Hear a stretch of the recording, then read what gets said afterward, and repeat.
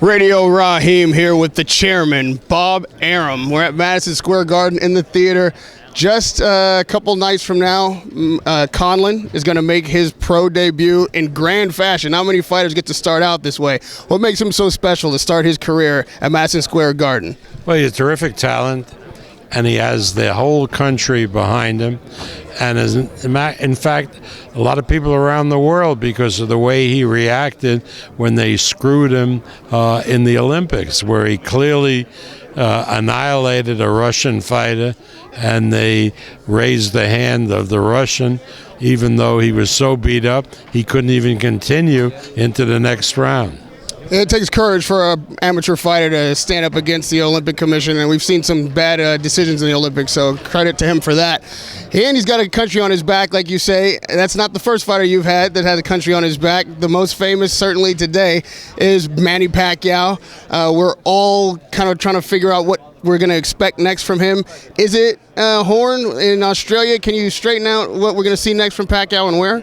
Well, you know, in Manny, I have a guy who boxes, but his first job is as a senator, and he's been devoting himself to fights with other senators, and so when we can get his attention, I'll get some direction from him. Well, you know, he and Khan announced on Twitter that they were going to have this fight in Dubai. Everybody got excited. Seemed like it was a done deal. What happened? Well, it was a done deal as far as the two fighters were concerned, but somebody was supposed to come up with $38 million, which I knew wouldn't happen, and it didn't happen, and so it went bye-bye. The fighters were willing to fight each other. The fighters had agreed on the money, but that was based on somebody putting up $38 million, and there was no way I knew that the fight could generate anything like that in the Mideast. Now, you have been quoted as saying Khan Pacquiao we can expect to see in late 2017, if that's a correct quote. Is that a fight that you feel like you're going to put together? Is that something we can count on seeing? No, not really, because I think when we come to November, there are other candidates that would probably do a lot better, particularly on U.S. pay-per-view, like either Adrian Broner or Terence Crawford, guys like that, who probably have more credibility at this point in this country than Amir Khan does. Do you have any interest in putting a fight with Pacquiao together in Dubai? Like, people have talked about fights in Dubai. Mayweather's talked about it. People have mused about it for a long time. Is that something of interest to you? Think that market is worth it?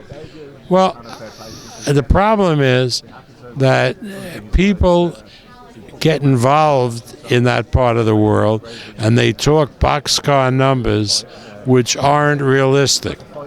I mean, I have dealt with people, very responsible people over there who are connected with the government, and I know what's available.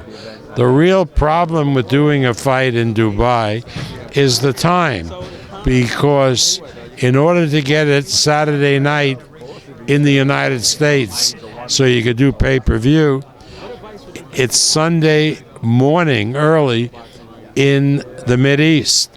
And the problem there is that in Dubai or Abu Dhabi, Sunday is a work day. In other words, their weekend is Friday and Saturday.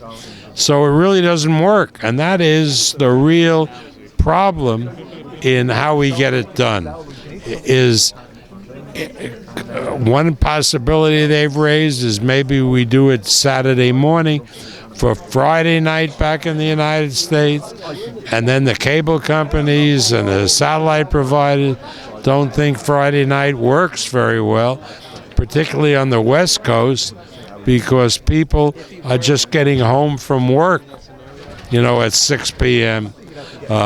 It's not as easy as it sounds. Last question on Pacquiao. There's so much interest as to what we're going to see. Obviously, April's got to be out of the question. It's too soon to make a fight on Pacquiao's level. So when are you targeting for him to get in the ring again? And again, is Jeff Horn like the most likely candidate? Well, we'll see. We'll see. Obviously, if the fight's going to be in Australia, it would be Jeff Horn. If it was someplace else, it might not be. But we're probably targeting sometime in July now, when the Philippine Senate will be in recess.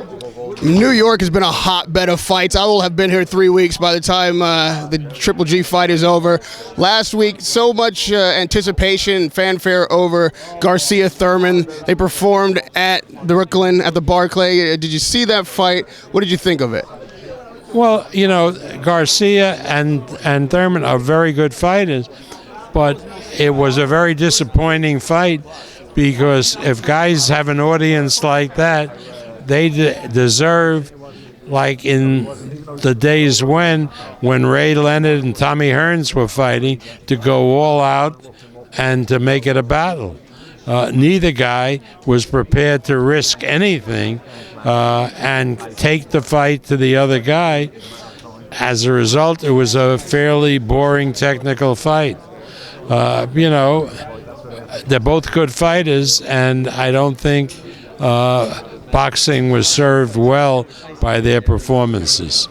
So along that line, there is a great debate going as to, because it got such a big number on CBS, and then a lot of people feel exactly like you did, that it underperformed because the fighters didn't really try to close the show. Was that night good for boxing, or a ding on boxing? Well, it was certainly good for boxing in the sense that it went on over the air, a big network like CBS, and performed as well as it did. That shows what we've already always believed, that boxing is a sport that attracts a lot of people. So that part was great. If the fight had been a barn burner, that would have made it even a greater night for the sport of boxing. Pulling up, just kind of running through New York. So while we're here, like I said, the week in between, we saw a vicious knockout. Certainly a card that delivered late night on HBO. You saw Stevens get knocked out, I'm assuming. Everybody was talking about it.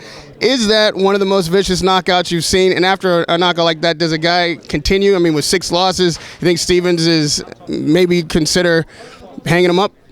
I don't know what Stevens' circumstances are, medical circumstances. I mean, his promoter, Kathy Duver, knows better than me about that.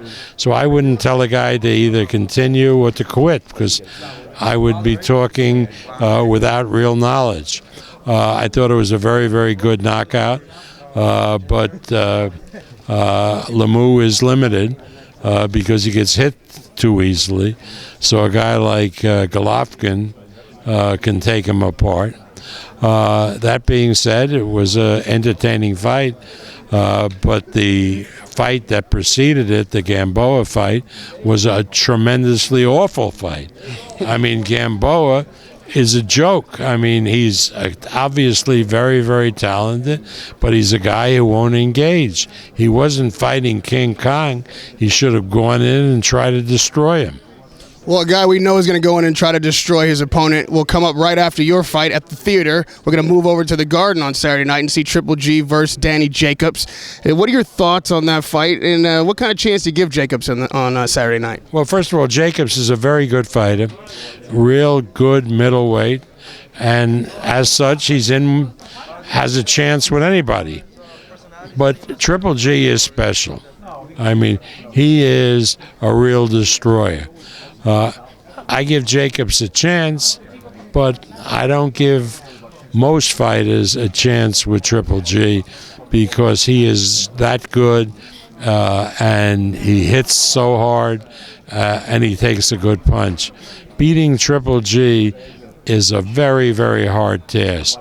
Danny Jacobs is certainly a deserving foe, but whether he has enough to beat Triple G, I'm inclined to doubt it. Well, a guy who thinks that he's the man for that job beating Triple G is Canelo Alvarez, but he's got to get over a hurdle pretty big himself, about 165.5 pounds, I suppose, of Julio Chavez Jr., a guy you know very well. What do you think about Canelo Chavez? And if Chavez comes ready to fight, Can he beat Canelo? If Chavez stays in line the way he has been with Nacho Beristain, who's a great, great trainer, he has a shot with anybody.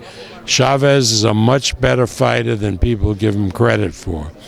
And if Canelo somehow is able to beat Chavez, I give him no chance with Triple G.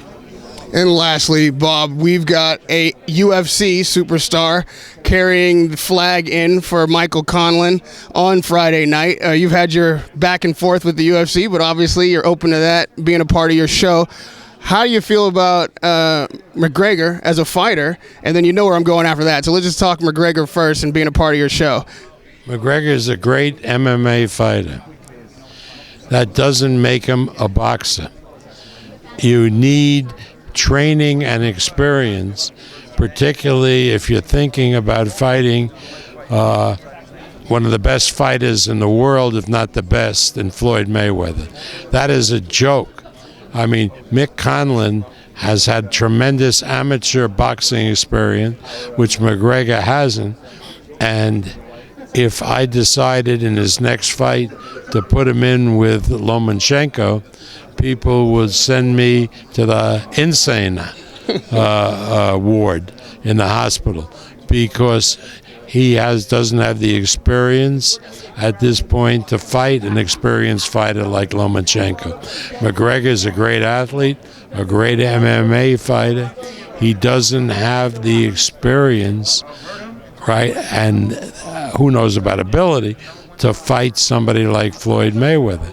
I mean, in the old days, if a guy like McGregor wanted to fight Floyd Mayweather, let him fight an ordinary guy, like, say, on the level that Conlan is fighting, a 4-4 fighter, who I don't think he probably would beat, but he might, and at least we'd know what type of ability McGregor has as a fighter.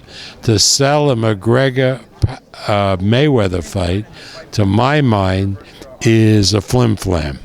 And lastly, on that note, I think most people agree with you that it's an incredible mismatch, somewhat of a circus. But Floyd's announced he's out of retirement, which suggests that this is going to be considered a professional boxing match, which I assume next thing is going to be talking about number 50. If they call this number 50, Floyd breaking the record by beating McGregor, can you accept that as breaking that undefeated boxing record? Well, the answer is probably no, but who cares whether it is or it isn't? Nobody really, at least that I know of, is very excited about that kind of record. If he wants to break Marciano's record, he should do it against a real fighter. You know, Bob, you mentioned Lomachenko. I'm going to let you go, but I always love talking to you. So give me one more minute on this. With Lomachenko, it brings up Mikey Garcia in my mind. As I just saw Crawford last week, with all that you went through with Mikey Garcia, just as fate would have it, it seems like two of your fighters, one weight division below and one above, would be perfect matchups for him. Lomachenko or Crawford. Are you open to doing business with Mikey, or do you see either one of those fights being made somewhere down the line? Well, certainly, I think Crawford, who is a big 140, is probably too much for Garcia. I think Garcia would like to test Lomachenko, who's more of his size. And yeah, if Lomachenko wins on April 8th, I would love to make Lomachenko and Garcia in the fall. Whatever. I've been around 51 years, and I've been around this long because whatever happened with me and a fighter and disputes that we have, that was yesterday. And today we look at the landscape, and if a deal can be made and it's a good deal for everybody, I don't carry a grudge. I mean, I would be more than happy to do the fight. Thank you, Bob. You're always generous with your time. Radio Raheem with the chairman of the board, Bob ARUM. We're here at Madison Square Garden Theater. Friday night, Michael Conlan's going to be coming in the ring for his pro debut. Carrying in the flag is none other than Conor McGregor. Great Irish night on St. Patrick's Day. Don't miss it. Thank you, chairman of the board, Bob ARUM.